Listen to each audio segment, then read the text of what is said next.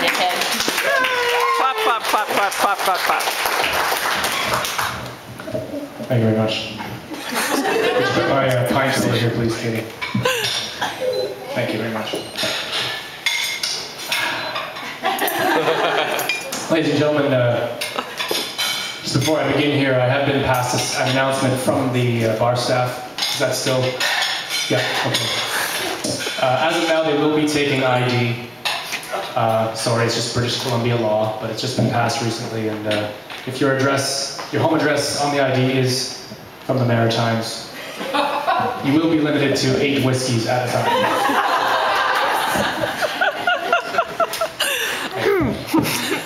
Preliminaries aside, I think I'd like to speak about an issue that I think is hanging like a cloud over this proceeding. The sort of elephant in the room that we're all afraid to talk about, but I shall not be afraid to speak. I've always been a bit of a traditionalist, ladies and gentlemen. Now, don't get me wrong. I have pushed a few envelopes in my time.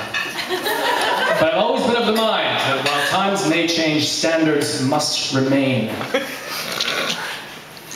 So when I first heard about this wedding, I thought to myself, I'm torn. I was torn, ladies and gentlemen, by my love for these two beautiful people, and my conviction that tradition must mean something to us all. There must be those standards. But as you may know, I am a philosopher, and I thought about the issue for months and months and months. And I came to see the light. I came to understand, ladies and gentlemen, tradition is not our master, that sometimes we must transcend tradition and embrace a new way of life. So I hope you'll all join with me now and affirm the right, the privilege and the right of a beautiful and intelligent woman like Chloe to marry a leprechaun.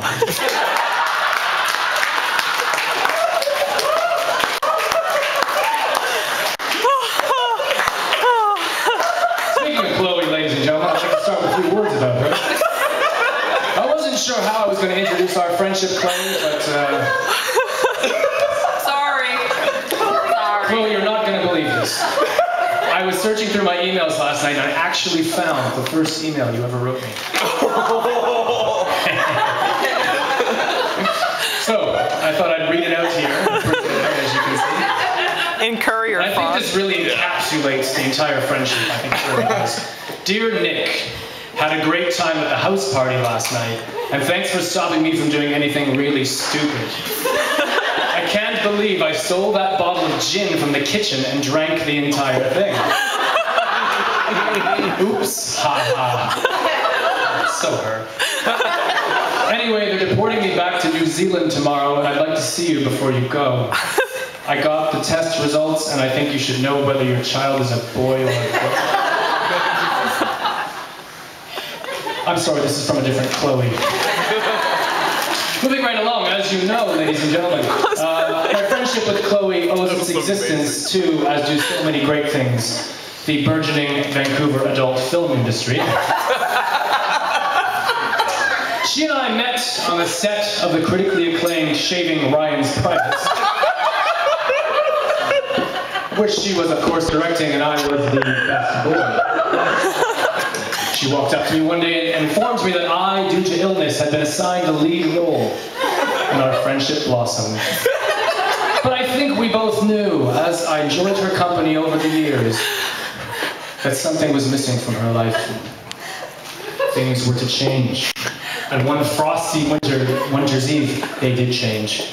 As many of you know, a few years ago, my life consisted in traveling from town to town, bar to bar, venue to venue, showcasing my extensive collection of 17th century erotic Aboriginal sculpture.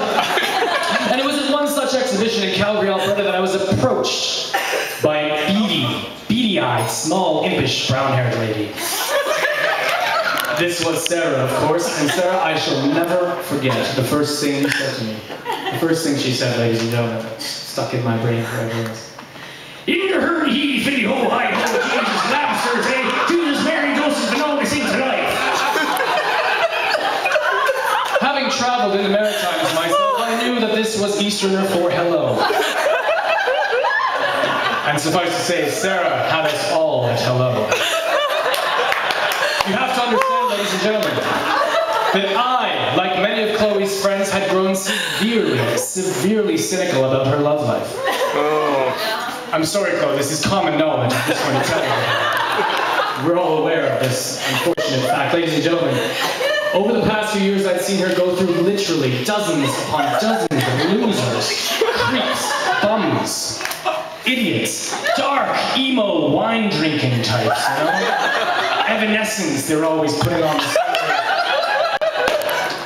Honestly, Chloe, if my lawn were half as emo as your ex's, it would cut itself. But Sarah was different, ladies and gentlemen. Sarah was cute, with fun, intelligent, and as I watched Sarah put down the last of 17 pints that evening in Calgary, I realized she was not afraid of commitment. Sarah, don't get me wrong here, but Sarah is one of those wonderful people who knows what she likes, pursues it with a passion, doesn't give a flying fiddler's fart about anything else. Am I right? Am I right? Chloe didn't stand a chance. So, to conclude, I did not know that 5 years after these events I would be standing here in front of friends and family, making up a bunch of bollocks, and also telling you both how much you've meant to me and to all of us. So ladies and gentlemen, please, if you'd raise your glasses. Sarah, Chloe, you are our nearest and dearest friends, and I think I can speak for all of us when I say that having you in our lives has been a wonderful and beautiful thing. And wherever life goes and wherever the life may take you, you'll always be the pot of gold at the end of Gaming Street. Cheers! Oh.